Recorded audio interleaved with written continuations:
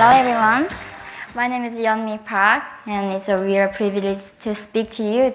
I was born in 1993 in the city of Haesan. So Haesan is just right on the Chinese border. So occasionally I couldn't even smell a very fatty, oily, delicious noodles cooking from China.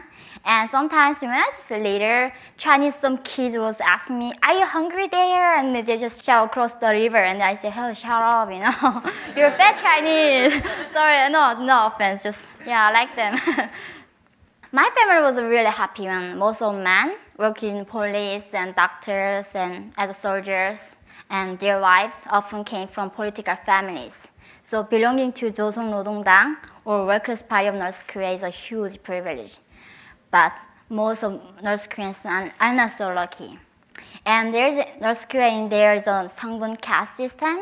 So it there means your opportunities and positions in the life. So you don't have to plan anything, and you don't even have to think too much because they control everything. They are telling you what to do in the future. Yeah, this is me with my sister, my family picture. So when I was perhaps 4 or 5, my father had a business venture trading from Pyongyang to Haesan. So my sister and I had to move back a lot between Pyongyang and Haesan because he lived in Pyongyang from 1998. When I was young, I went to school, and of course I learned about how great our leader was, But that was not anything special for me because I had so much fun playing with my friends. Go riverside and hiking and swimming, or sometimes I could even play Super Mario game at our friends' houses. You guys know what is a Super Mario game, right? I'm still looking for that mushroom to getting me bigger, taller. If you know, and just tell me after this. I went to Pyongyang, and Pyongyang was huge. While living there, I could go to a fancy restaurant for the first time in my life. In the morning, the cheery songs blast out over the loud city speakers. So that means I was in North Korea. The government's day propaganda oh, you're a happy country, everybody is happy. But in 2004, my whole world crashing down. My father, my heroes, got arrested for the illegal trading business. And that was 3 long years before I saw my father again. And because of that, I couldn't live in Pyongyang anymore, so I had to go back to Haesan. Back in Haesan, I saw the new site in North Korea. This can explained by black market generation, which includes me. So this generation is who grew up without much food supplies from government. So we had to survive by ourselves. So look at here, the pictures. People are selling, bargaining, and buying, market here, right?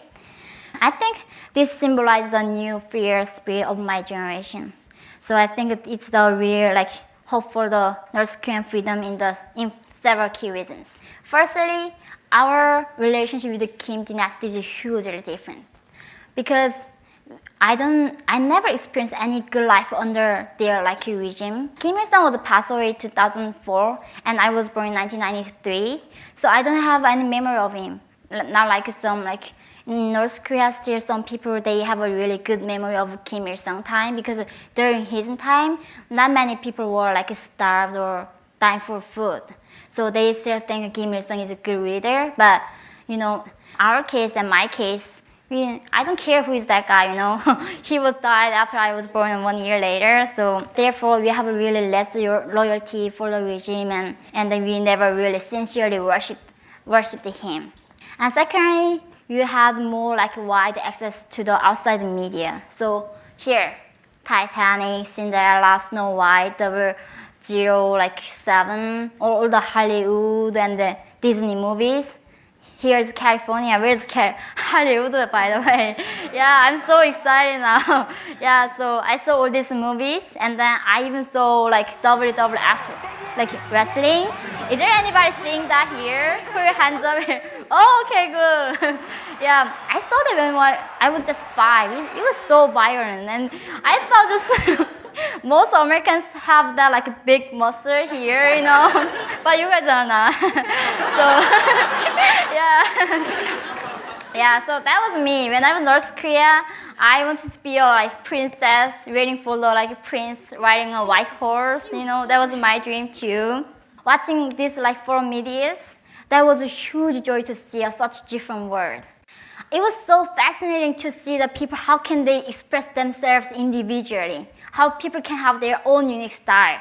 So I made a paper doll and made some like unique dress for my paper doll, even though I cannot do it in public in North Korea. So I like expressed my desire through that doll.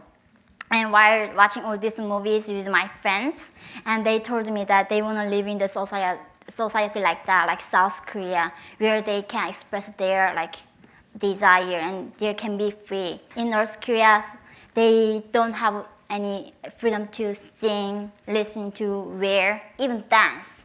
What is wrong with my body, right? So they have to like control every like clothes. You cannot even like skinny like pants and like wear this sexy dress. You cannot dance like move your hip. It's so ridiculous, right? So we really hate it. So we just underground. We will dance and we will did a disco. Like watching the movies. So I can do the wave sometimes. Yeah, yeah. So thirdly, we are like more capitalistic and individualistic because when I was 7, I was just really busy working with my homework from school, and my father just told me that as long as you know how to count the monies, you don't have to learn all these things. So I thought about it, and then learning about Kim's, it was not anything like useful and practical thing at all. So I quit. I didn't really study after that. So that means, yeah, how much we really care about the America, how to survive by ourselves, like without relying on government. So government's Kim dynasty was really nothing to us. And of course, we are more like individualistic. So I think this is a really key point. Once you start trading for yourself, you start thinking for yourself. And that is a really big problem for the totalitarian government. So why I left Korea is my father's imprisonment destroyed my reputation too. So under Sangbun caste system, his sins is my sins. So I'm guilty too. So I wanted to get married with a man who have a really background, and I wanted to go to university being a doctor, but I was guilty and I couldn't go to university. So there was no any bright future for me. So we had to get out from the here. So I went to China with my family. So my mom, my father, and I had an older sister. You saw the picture, but I lost her. So 3 people went to China. And yeah, for the first time, I just couldn't believe my eyes. Like in the street, the kids wear like they are dyeing their hair and rip the jeans, They were so free, and I was like, oh my God, I cannot believe this. In China, I couldn't see all these movies in public. So, wow, this is really heaven. Like, this is the life that what I was expecting for. But in China, as a North Korean refugee, I couldn't have enjoyed all these things. Because in China, the Chinese government, they don't accept us as a refugee status. So I had to hide every time and always be careful. So I can say that was the most hardest time in my life. And really sadly, my father passed away in 2008 for the colon cancer. So my mom and I had to find a way to live again. So we took the most dangerous journey. We went to the Inner Mongolia in in temperature minus 40 degrees.